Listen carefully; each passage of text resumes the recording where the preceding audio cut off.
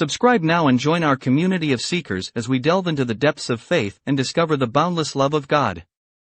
Welcome to the House of Studies podcast. Here is Father Michel Najim speaking on secularization and globalization, impact on the members of the Church, the family and marriage part 2. Rise of heterodox anti-secularism.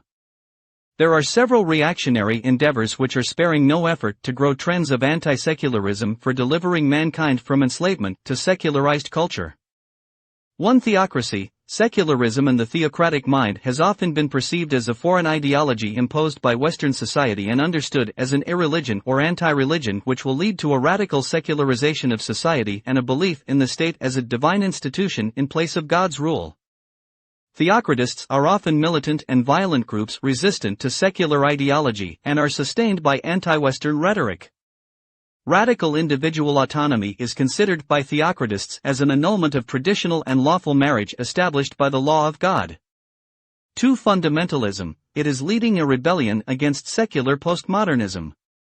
To a world that seems increasingly hostile to faith, the fundamentalists have developed in their counterculture a deliberate reaction aiming at emphasizing the infallibility literal, and often idiosyncratic, interpretation of the Word of God. The more they are bombarded by secularism, the more extreme they grow in their fundamentalism, because they feel that this culture is threatening their core belief and their family life. 3. Pietism. There are pietistic motives in refusing postmodern culture and in rejecting the growing imposition of modern liberal and secular culture, global governance, neoliberal capitalism, and political movements. For this reason, pietists are inclined to disavow involvement in broader society and retreat to their own cultural and family ghettos. For legalism, following secular philosophy, some religious groups understand the human relationship in juridical terms, based on contrived or hoped-for theocracies as either right or wrong. This motive adjudicates family life as innocent or guilty based merely on excessive adherence to moral or religious law. However, this dependence on either moral or religious law, in the eyes of the secularists, is no longer relevant to society in general and will be susceptible to secular litigation and legal action. 5. Revivalism. This anti-secular movement makes worship and practice the principal elements and manifestations of a life changed by faith. The followers of these religious circles revive a former custom or practice that revolves around the outbursts of mass religious fervor and personal conversion and stimulated by intensive preaching and emotional appeal.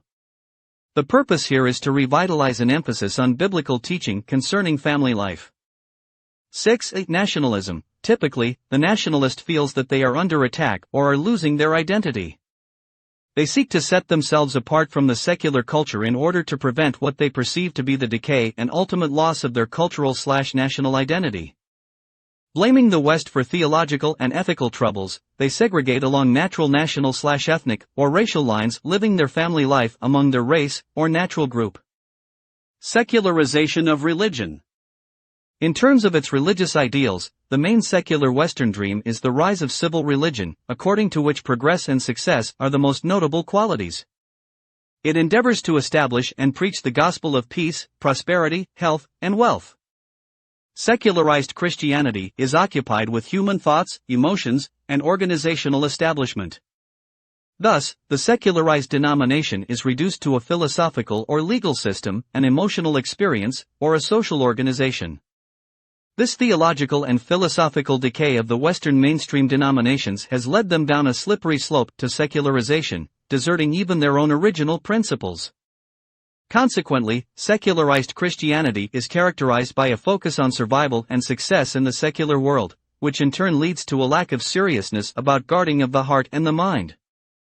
This form of Christianity thus becomes an instrument of this worldly activity and becomes seen as little more than guardian of a worldly system of administration and management.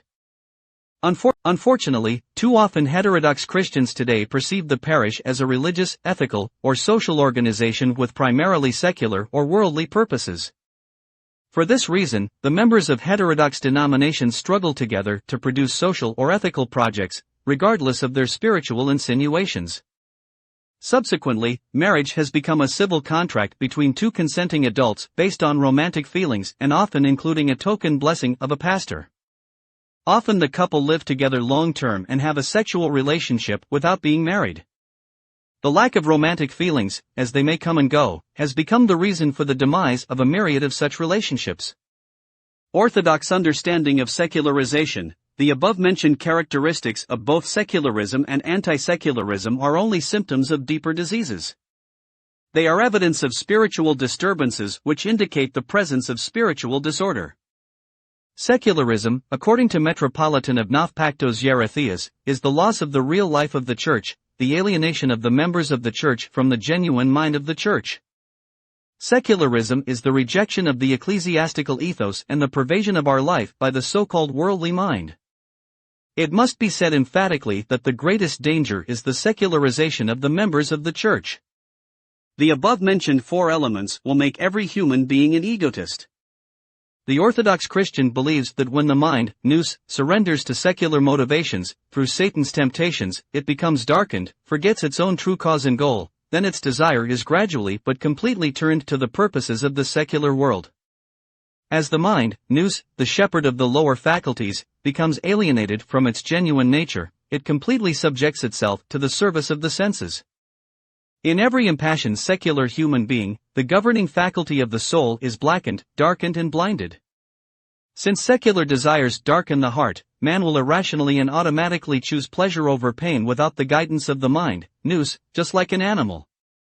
And if he entirely submits himself to the pathology of sin, he becomes a slave to pleasures, disfiguring his image even though he is God's creation and handiwork. Ultimately, if Orthodox families are not guided by appropriate spiritual tradition, they will be disoriented and very susceptible to living a distorted and imbalanced type of life that, inevitably, will lead to various forms of imbalances. Thus, the soul forgets God, the true self, as well as right relation and responsibility to the spouse, the children, the neighbor, and finally dissolves in death.